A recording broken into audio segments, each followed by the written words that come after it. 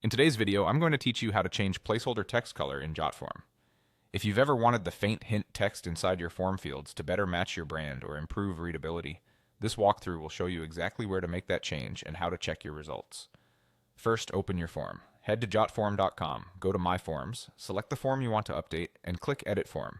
This takes you into the form builder where all the styling and field settings live. If you have multiple forms, it helps to rename them clearly so you pick the right one. Jotform generally autosaves, but will still preview the change before wrapping up. Next, open the field properties. Click the specific input field whose placeholder text you want to change. This might be a short text field, an email field, or any input that displays a hint inside the box. Then click the Properties button with the small gear icon. This opens a panel on the right with field-specific options so you don't affect other parts of your form by accident.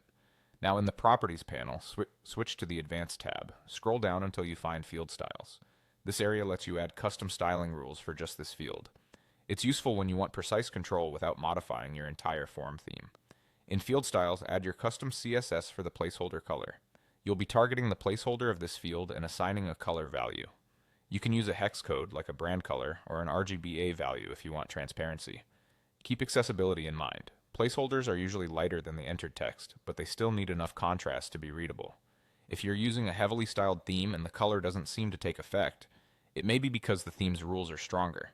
In that case, try a more specific selector to ensure your placeholder color is applied to this particular field.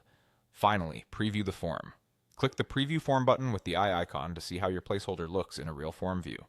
Don't type into the field just yet. Once you start typing, the placeholder disappears, so check it before entering text.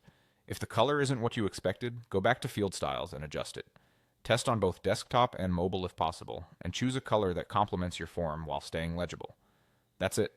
With these steps, your placeholders will align with your design and help users understand each field at a glance.